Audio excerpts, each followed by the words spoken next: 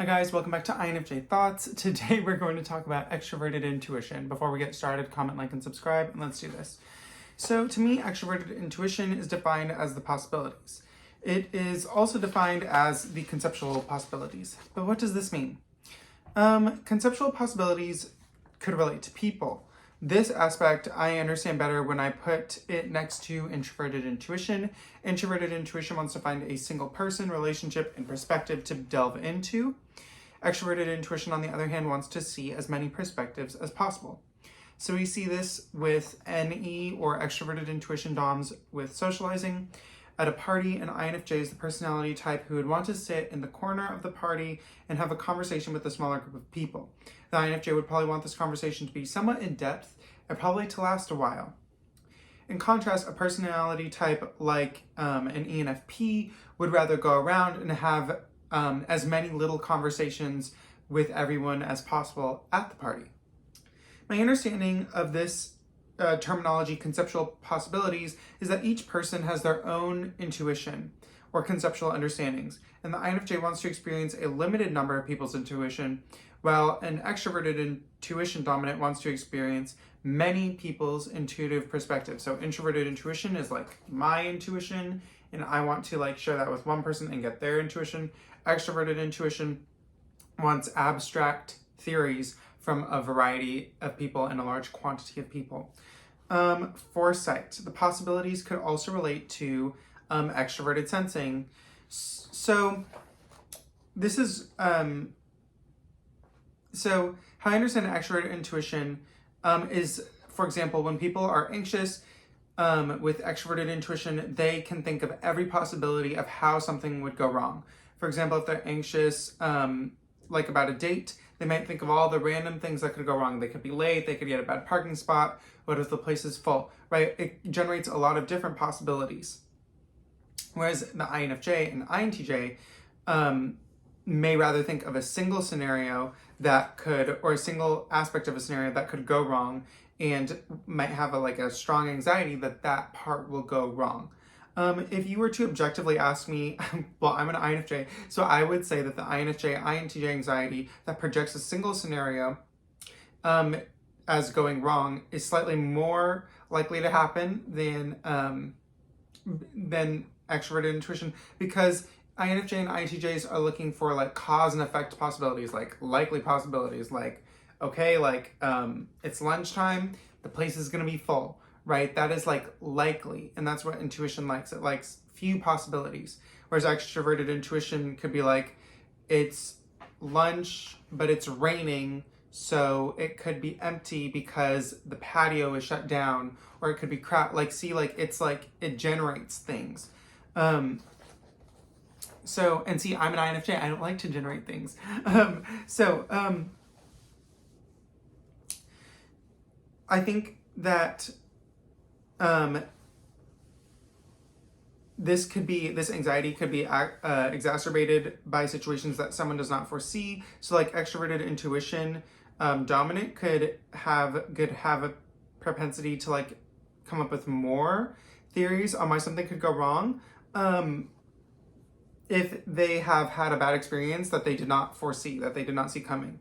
Then the extroverted intuition dominant might blame themselves for not preparing themselves for an infinite number of possible obstacles that could manifest as an experience. It sounds so silly when you say it, but this is really how they think. And when you think about extroverted intuition, it makes sense.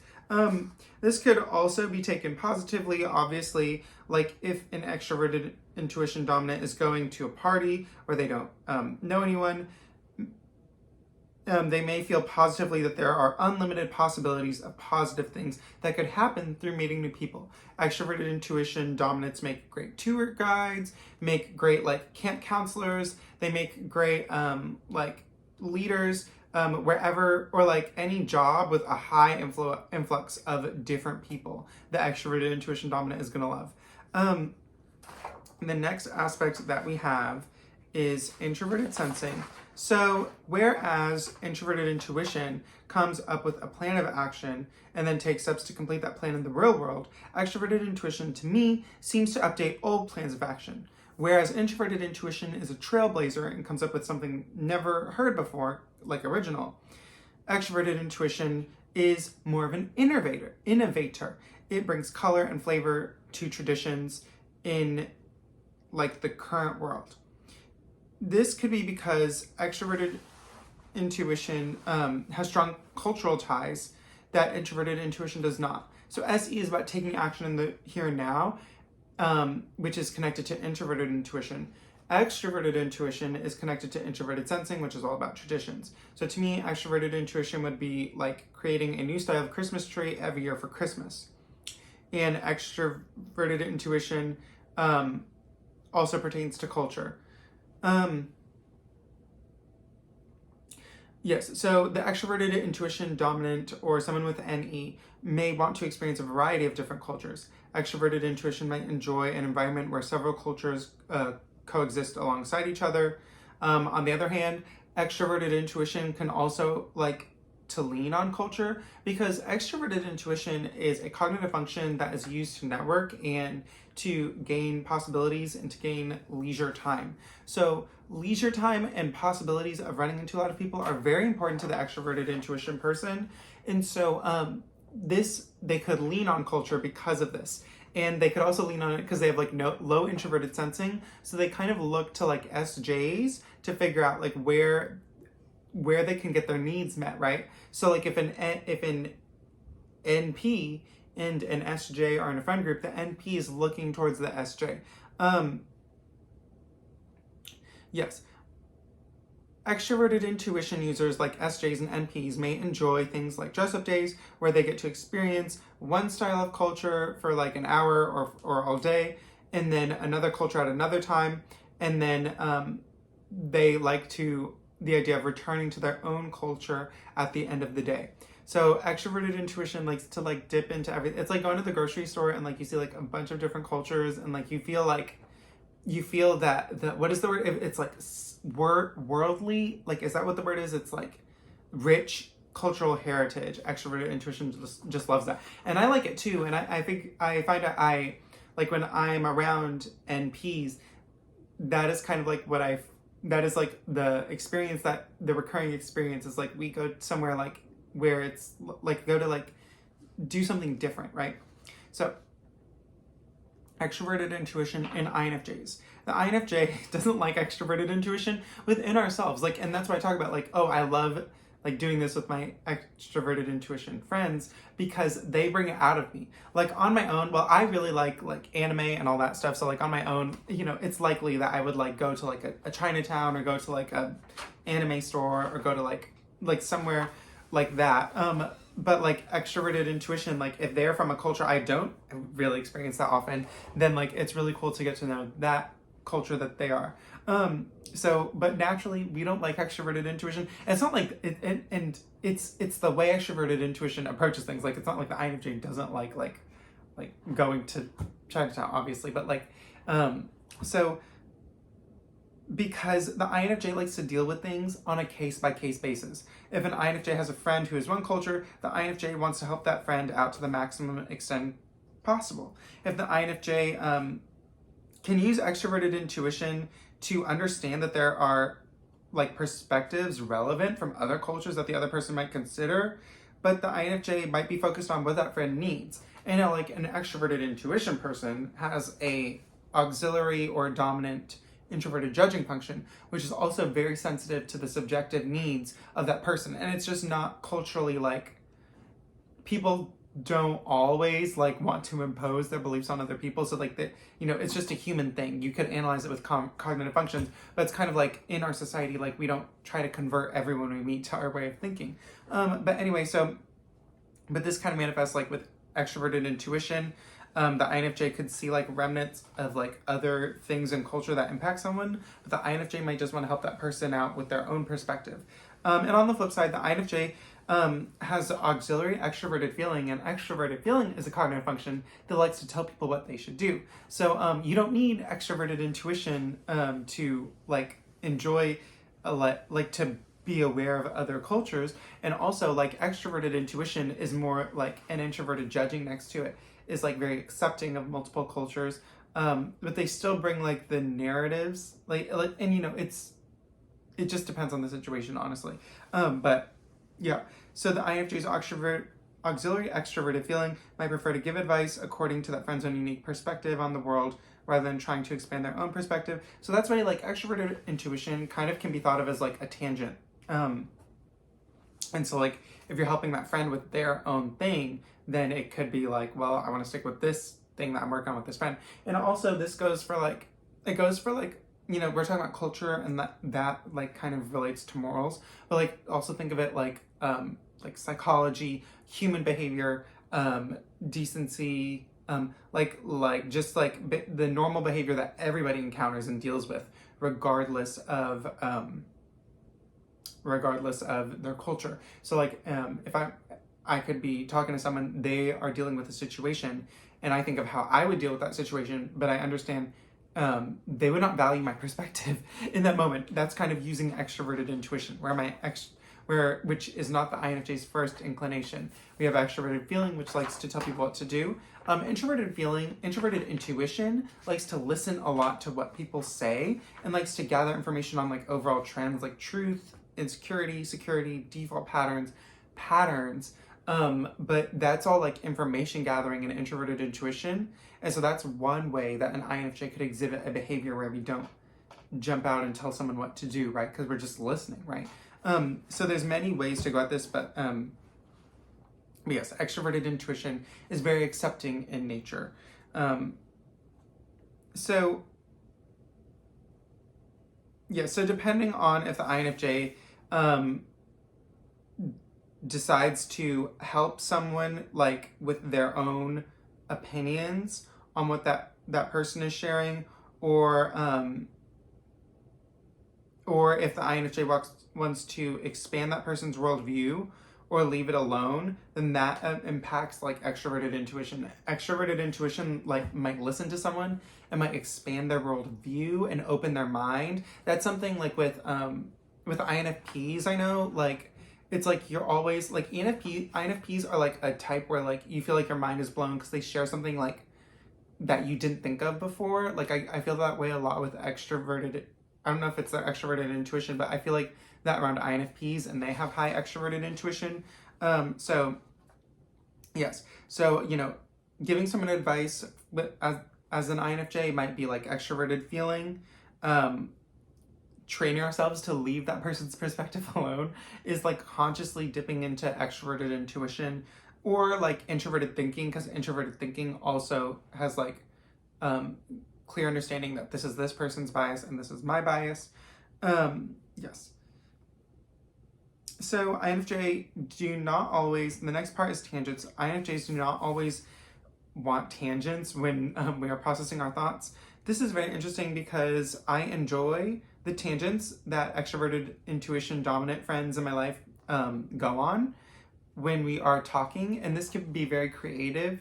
Like, you know, you're coming up with something, and like you're coming up with a project, and you know, an extroverted intuition could be like, we should try this, no we should try this, no we should try this, and like the brainstorming phase with an extroverted intuition person can be so exciting.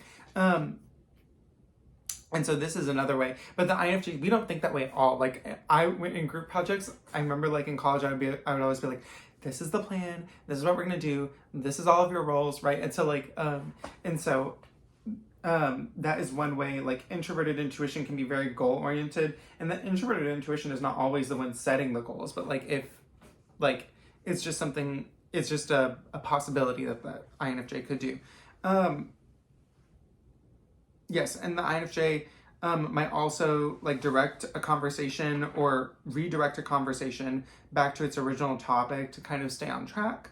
From this lens, someone could see that extroverted intuition dominance would enjoy the focus that introverted intuition dominance bring to their lives.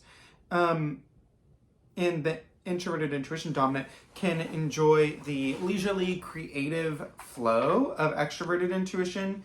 And extroverted intuition sometimes is all about like working less, like, because it is like extroverted intuition is like all the possibilities and all the quantity of people. So it's also getting help from like a variety of people. Like extroverted intuition is like, oh, let's join the study group if we need to study. Let's, I don't know, join the aerobics class if we need to get in shape. It's like, and this is because INFJ extroverted intuition is tied to extroverted thinking. Extroverted thinking is like groups with goals and organizations, right? So extroverted intuition wants to like get its needs met and maintain that comfort, so that their mind can expand, from that place of being open to the possibilities. So in order to do that, like join like an aerobics class so that you work out in the aerobics class and then you can go back to watching TV, like, right? So extroverted intuition can also help the INFJ with making inferences. Making inferences about people is something that introverted intuition does, and does not even think about. The extroverted intuitive would rather wait for information on something to manifest before they make a conclusion. And extroverted intuition especially likes to explain this philosophy. Extroverted intuitives will often say that you should not infer things, in that everybody you should give people time to like open up to you about their experience. But people make inferences about each other all the time. It's not just like INFJs. But so like within this, extroverted intuition is not a fan of inferences, or it's mainly a fan of talking about inferences. Because like I'll be around my extroverted intuition friends and like I'll catch them making inferences. And I'm like, oh, you're inferencing that person didn't tell you they were insecure. Like, how can you? And then my extroverted intuition friends like laugh. They're like, okay, yes, I make inference, right? And so I don't know if inferences is the right word. I don't know. Maybe intuition would be another word, or I don't know.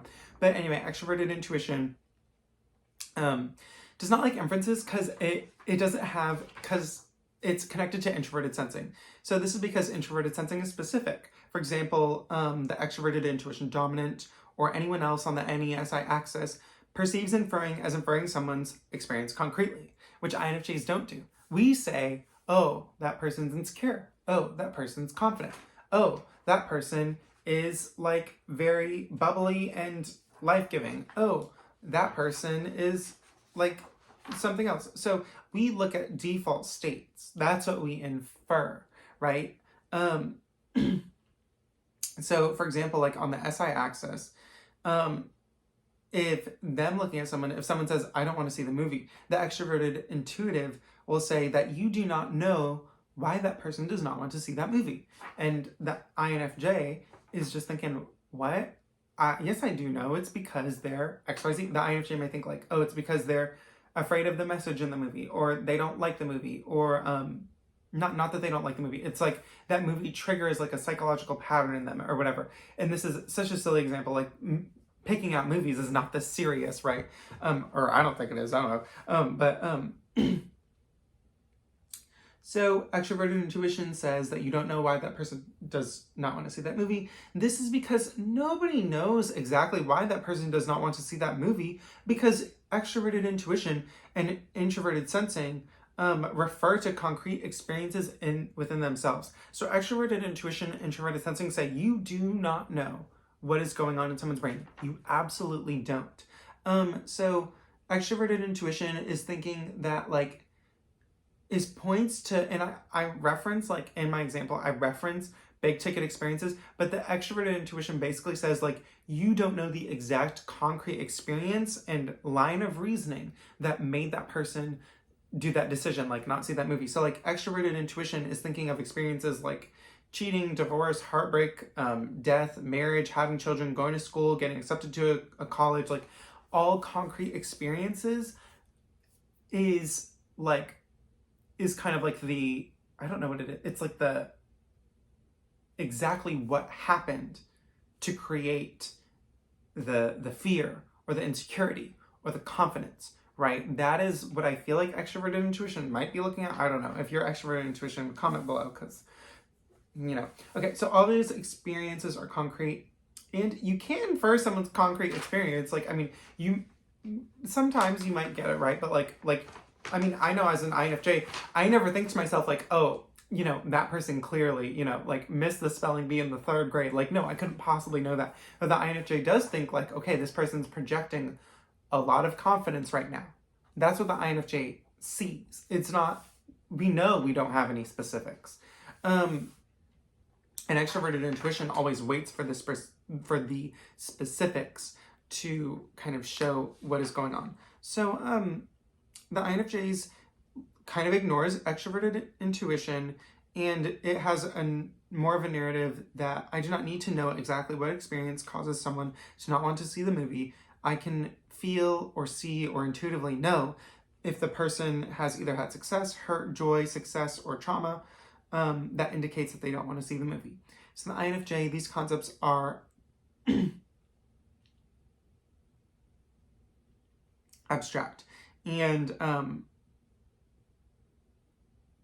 to the extroverted intuition and introverted sensing person, the reasoning or the things that they infer are concrete. And they're not only concrete, but they are also private experiences that someone that they don't want like you to make conclusions about until you know it, like until you hear it from the horse's mouth.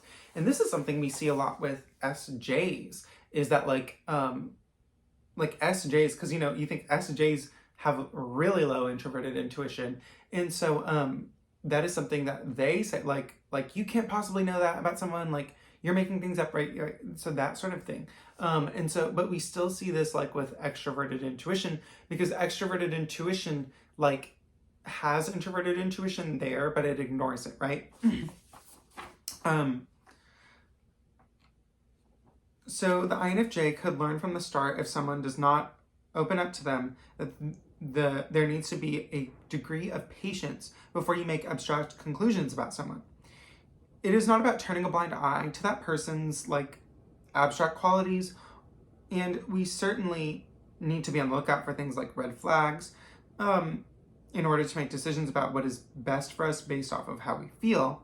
However, within this general message from the NESI axis, a positive narrative can be gleaned from it that is, you should not like you need like a to be differentiated from the people around you, and part of that is being patient and not like, everybody sees deep things in people, but like